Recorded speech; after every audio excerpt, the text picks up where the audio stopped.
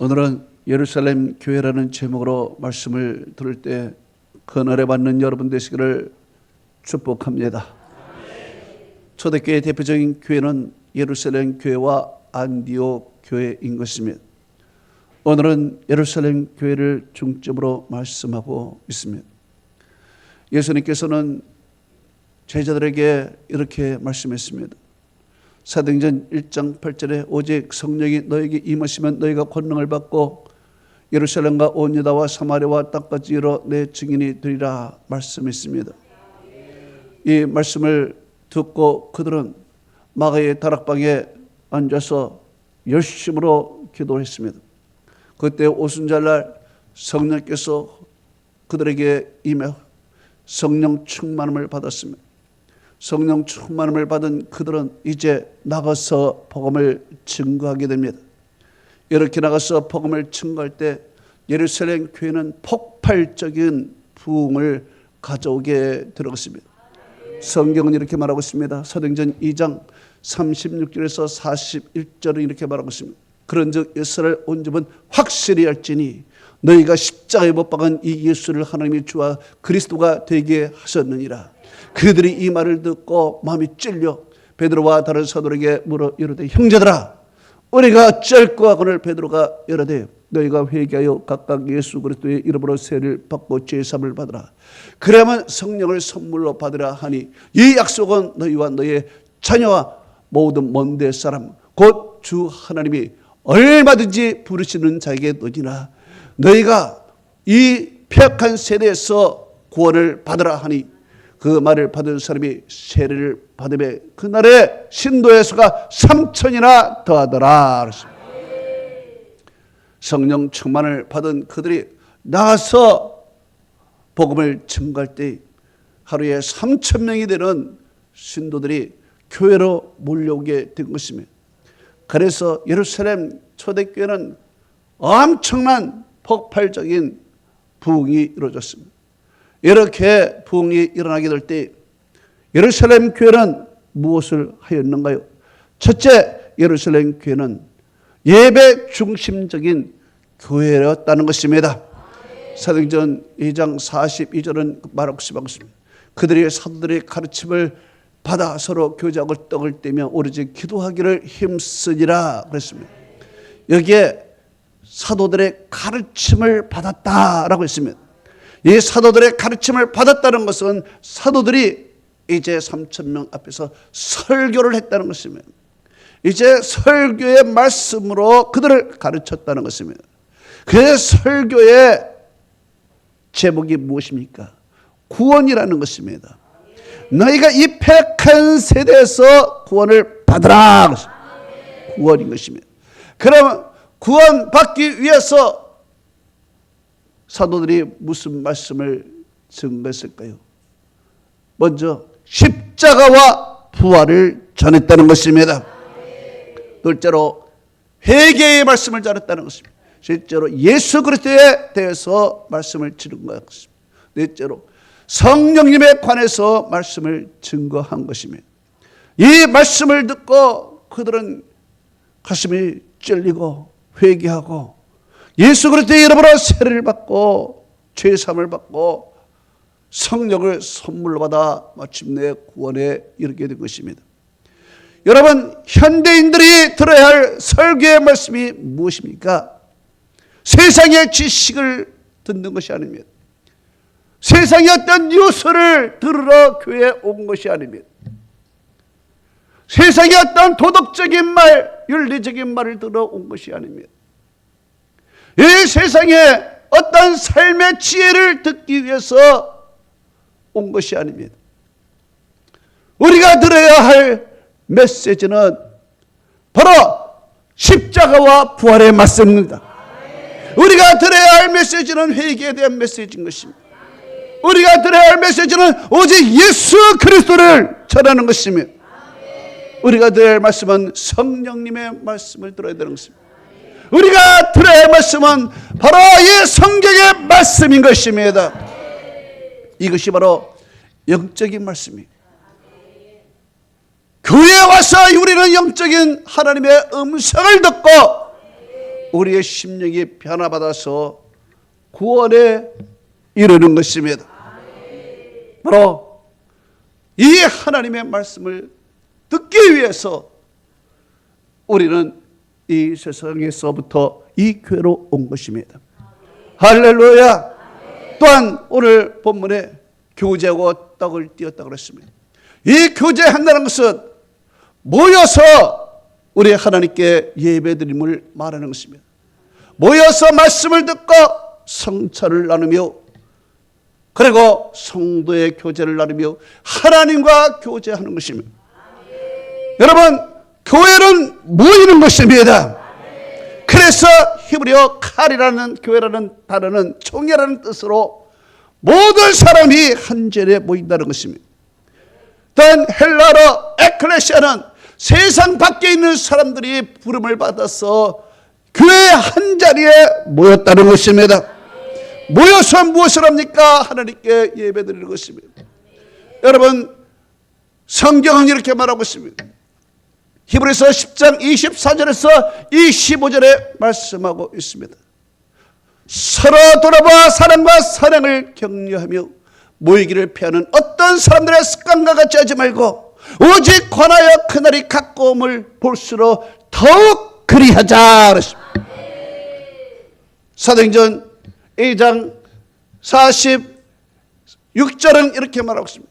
모이기를 힘쓰이라 그랬습니다. 할렐루야. 여러분, 모일 때 은혜가 되는 것입니다. 모여서 하나님께 예배드릴 때 하나님은 그 영광의 예배를 받으신 줄로 믿습니다. 모일 때 서로 격려가 되는 것입니다. 모일 때 서로 사랑을 베품으로 말미암아 서로 유익이 되는 것입니다. 우리가 모일 때 사랑의 마음들이 일어나는 것입니다. 할렐루야. 그래서 모여서 하나님께 영광의 예배를 드리는 것입니다. 또한 오로지 기도하기를 힘쓰니라 그랬습니다. 여러분, 기도는 성경에서 가장 중요한 요소인 것입니다. 기도는 하나님과 교제한다는 것입니다. 기도는 하나님과 함께 동행한다는 것입니다. 기도는 하나님과 소통한다는 것입니다. 기도는 내 소원을 하나님께 아뢰다는 것입니다. 기도를 통해서 우리는 하나님의 뜻을 알 수가 있습니다. 기도한다는 것은 오직 하나님만 의지한다는 것입니다. 기도한다는 것은 오직 하나님만 바라본다는 것입니다. 기도한다는 것은 오직 하나님의 힘으로 살아간다는 것입니다. 기도할 때 마귀가 한 길로 왔다가 7길로 떠나가는 것입니다. 기도할 때 성령의 능력이 나타나는 것입니다. 기도할 때 형통하게 되는 것입니다.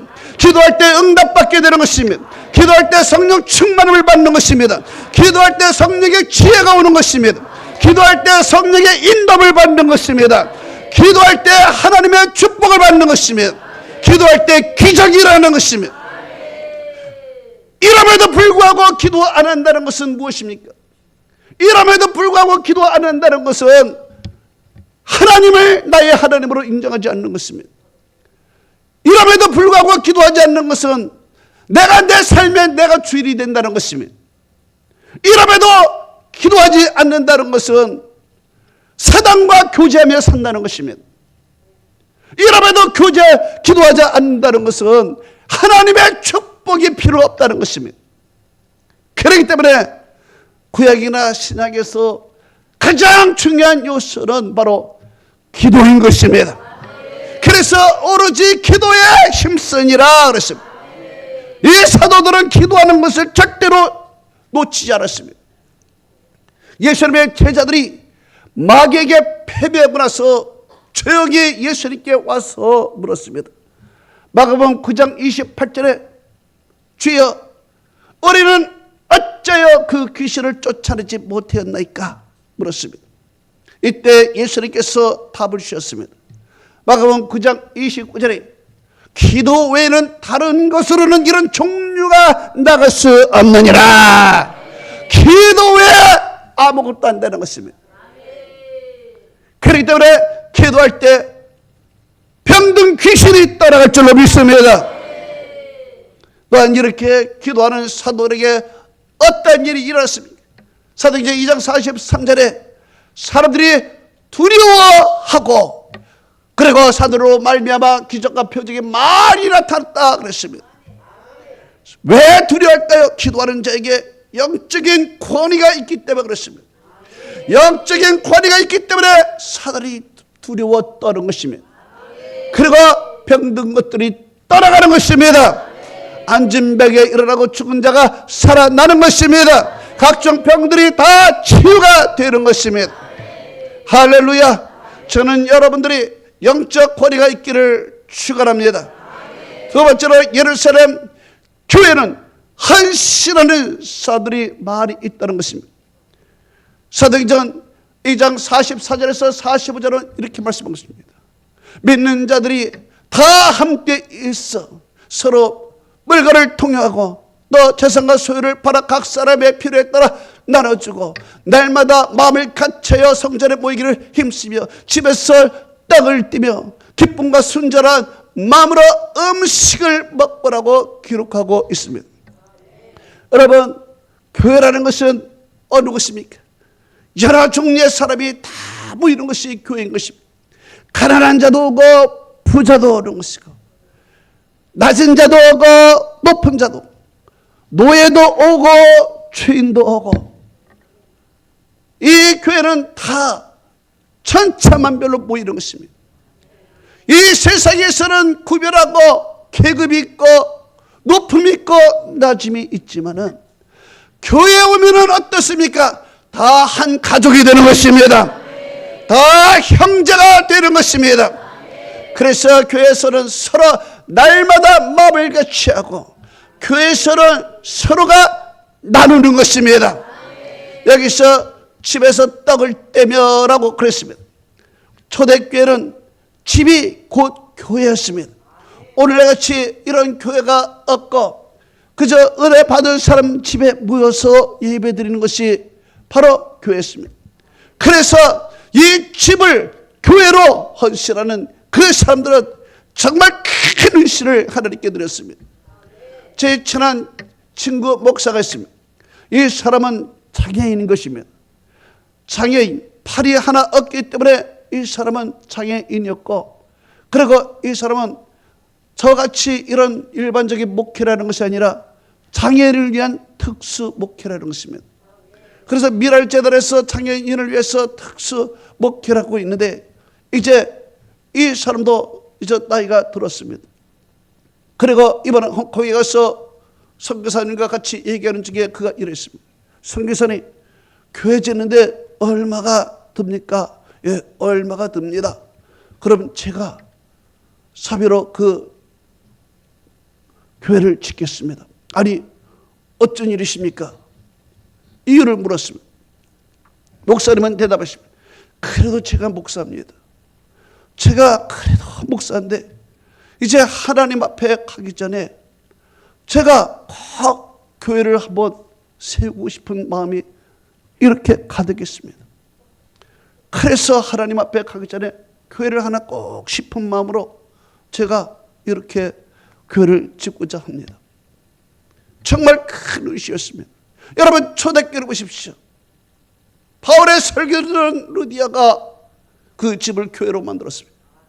그리고 모여서 그 집에서 예배를 드리고 그리고 말씀을 나누며 그 가정을 하나님의 집으로 만들었습니다. 그리고 은혜받은 감옥의 간수가 그 집을 교회로 만들었습니다. 그리고 그 가족과 주위에 있는 모든 친지들이 와서 그곳에서 예배드렸습니다. 은혜를 받은 로마 장군 고넬료, 그 집도 역시 교회인 것입니다. 다 하나님 앞에 헌신한 것입니다. 얼마나 아름다운 현실인 것입니다. 바로 그러기 때문에 초대교회는 엄청난 복이 일어났다는 것입니다. 저도 여러분의 이런 헌신이 있기를 축원합니다. 또한 기쁨과 순전한 마음으로 음식을 먹었다고 했습니다. 여러분, 교회 와서 서로 떡을 띠고 성찬을 나누고 그리고 식사도 같이 했습니다. 식사를 같이 할 때 부자들은 고기를 먹고 가난한 자들은 채소를 먹고 그러지를 않았습니다. 집에서는 부자는 좋은 거 먹고 가난한 자는 풀죽을 먹더라도 교회에 와서는 유부상통하며 다 똑같이 먹었습니다. 다 똑같이. 그러니까 여러분, 가난한 자들이 마음이 기쁜 것입니다. 여러분, 가난한 자는요 마음에 상처가 있는 것입니다. 가난한 자는 자존심이 상하면은 안 되는 것입니다. 가난한 자는 남에게 얻어먹으로 말미암아 괜히 먹을 위해서도 위축이 되고 자존심이 상하는 것입니다. 부자들은 내가 베풀면서 나도 모르게 으쓱대는 경우가 있는 것입니다. 그래서 교회 와서는 교만해지기도 하고, 교회 와서는 상처를 받기도 하고 여러 가지가 있는 것입니다. 그러나 초대교회 예루살렘 교회는 사도의 가르침을 받아 서로 교제하고 떡을 나누고 기쁨과 순전한 마음으로 떡을 나누는 것입니다. 말씀의 가르침을 받아서 이 모든 것은 다 하나님이 주신 것을 그들은 믿었습니다. 다 내가 부자가 된 것이 아니고, 내 능력이 되어서 부자가 된 것이 아니고, 하나님께서 나에게 주신 것을 내가 같이 공유하고 나눈 것입니다. 이런 마음, 믿음의 마음을 가진 것입니다. 또한 가난한 자들은 이거 하나님이 주신 것이다, 그 베품을 받는 것조차도 이것은 하나님이 나에게 베푸신 거라고 생각하면서 같이 기쁨과 순전한 마음으로 음식을 나눴습니다. 여러분, 성경은 이렇게 말씀하고 있습니다. 베드로전서 4장 7절에서 11절에 만물이 마지막에 가까웠으니 그러므로 너희는 정신을 차리고 근신하여 기도하라. 무엇보다도 뜨겁게 사랑할지니 사랑은 허다한 죄를 덮느니라. 대접하기를 원망 없이 하고 각각 은사를 받은 대로 하나님의 여러 가지 은혜를 맡은 선한 청지기같이 서로 봉사하라. 만일 누가 말하려면 하나님의 말씀을 하는 것 같이 하고, 만일 누가 봉사하려면 하나님이 공급하시는 십으로 하는 것 같이 하라.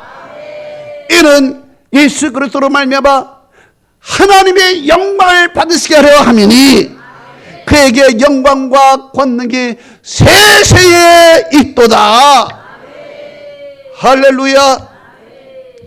이렇게 청지기 의식을 갖고 하나님이 나에게 맡겨주신 것이다, 하나님이 나에게 주신 것이다, 이런 의식을 갖고, 청지기 의식을 갖고 봉사를 하고, 또한 그 성김을 받는 가난한 자들도 자존심이 상하지 않냐고, 하나님이 나에게 베푸신 것이다, 하나님이 나에게 은혜 주신 것이라고 생각을 하면서 기쁨과 순전한 마음으로 떡을 떼며 교제를 나누며 사랑을 하니 그 교회가 화기애애한 분위기가 되어서 들어오는 자마다 사랑을 느끼고 은혜를 느끼고 하나님의 품에 안겨서 모두가 다 하나가 되었다는 것입니다.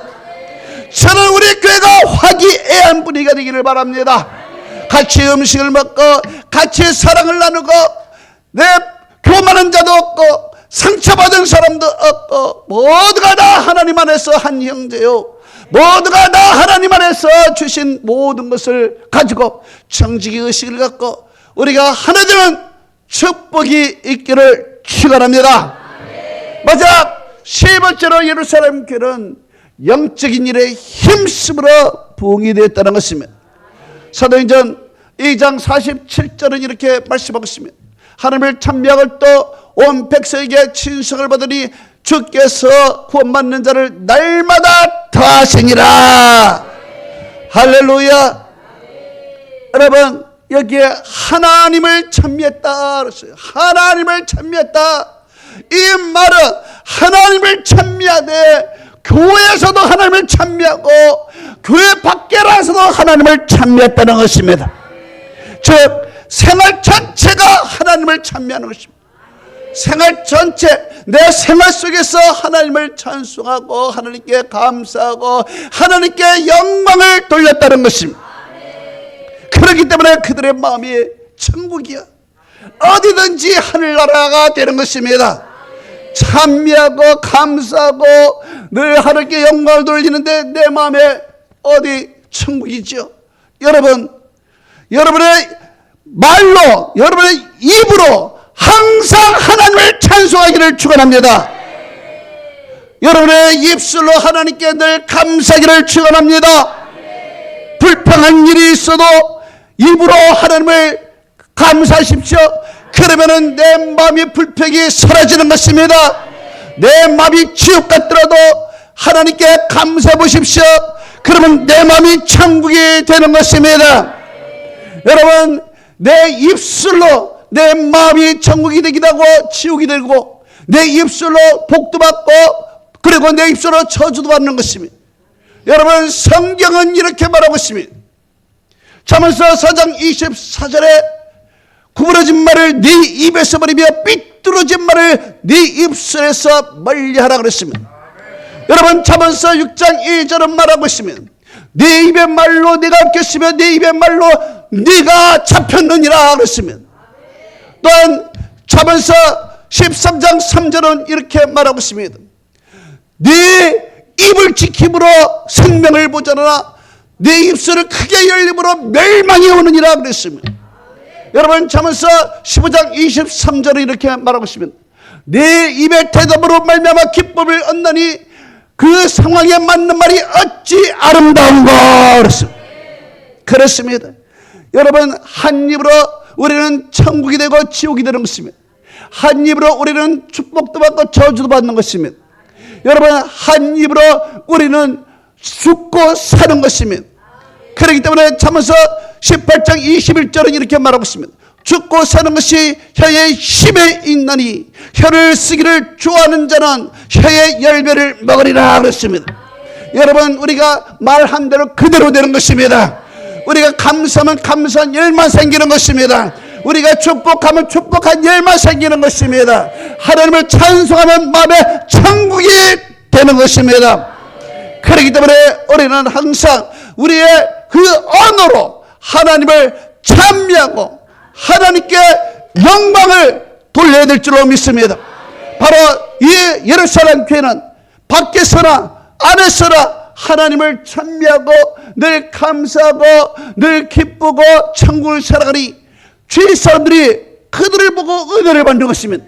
세상 사람들은 내 삶이 지옥인데 어찌 저 교회 다니는 사람은 마음이 천국인가? 나는 항상 말만 불평하는데 어찌 저 사람들은 늘 감사하고 늘 행복하다 그러나? 그들은 늘 나는 행복하다, 나는 기쁘다, 나는 정말 축복받았다, 늘 이런 얘기를 하니까 정말 삶이 형통하게 되는 것이고 교회만 오면 은혜가 되는 것입니다. 이것이 빛이 되고 소금이 되는 것입니다. 여러분, 성경은 이렇게 말하고 있습니다. 마태복음 5장 13절에서 16절은 이렇게 말씀하고 있습니다. 너희는 세상의 소금이니 만일 소금이 그 맛을 잃으면 무엇으로 짜게 하리요? 후에 아무 쓸데없어 다만 밖에 버려져 사람에게 밟힐 뿐이라. 너희는 세상의 빛이라. 사람의 동네가 숨기지 못할 것이요 사람이 등불을 껴서 말 아래 두지 아니하고 등경 위에 두라니 이러므로 집안 모든 사람에게 비추느니라. 이같이 너의 빛을 사람들에게 비치게 하여 그들로 너의 착한 행실을 보고 하늘에 계신 너의 아버지께 영광을 돌리게 하라. 할렐루야. 그들은 날마다 그 삶 속에서 감사하고 기뻐하고 행복하다 말하고 늘 찬미하고 하니까 그 마음에 천국이 되고 그것이 빛이 되고 소금이 되어서 사람들로 하여금 정말 하나님께 영광을 돌리며 수많은 사람들이 교회에 와서 말씀을 듣고 회개를 하고 구원을 받는 놀라운 일이 일어난 것입니다. 이런 결과 어떻게 말씀하십니까? 사도행전 2장 47절을 말하고 있습니다. 주께서 구원받는 사람을 날마다 더하게 하시니라. 사도행전 6장 7절은 이렇게 말씀하고 있습니다. 하나님의 말씀이 점점 왕성하여 예루살렘에 있는 제자의 수가 더욱 심히 많아지고 허다한 제사장의 무리도 이도에 복종하니라. 할렐루야. 이렇게 하나님 안에서 기쁨과 그리고 입술로 하나님을 찬미하고 기뻐하고 살아가니까 빛이 되고 많은 사람들에게 영향력이 끼쳐지는 것입니다. 결론을 맺습니다. 예루살렘 교회는 부흥하는 교회였습니다. 성령의 역사가 나타나는 교회였습니다. 그러나 이 성령의 역사로 말미암아 단지 부흥되는 것이 아닙니다. 이것은 시작에 불과한 것입니다. 이제 성령의 역사가 나타나면 하나님께 예배 중심적인 삶을 살아야 되는 것입니다. 말씀의 가르침을 받고 깨달음을 받고 이제 그 예수 그리스도를 믿음으로 말미암아 구원받는 놀라운 축복이 있는 것입니다. 또한 이제 헌신하는 것입니다. 하나님 앞에 내 몸과 마음을 드리고 헌신하는 것입니다. 그리고 입술로 하나님을 찬미하는 것입니다. 내 입술로 감사하고 내 입술로 하나님께 영광을 돌릴 때 이것이 주위 사람들에게 영향력이 끼치고 이것이 빛과 소금이 되어서 하나님의 빛이 온 세상에 퍼질 때 하나님의 교회는 부흥이 될 줄로 믿습니다. 저는 여러분이 이런 성도가 되고 이런 교회가 되기를 주님의 이름으로 축복합니다. 할렐루야, 아멘.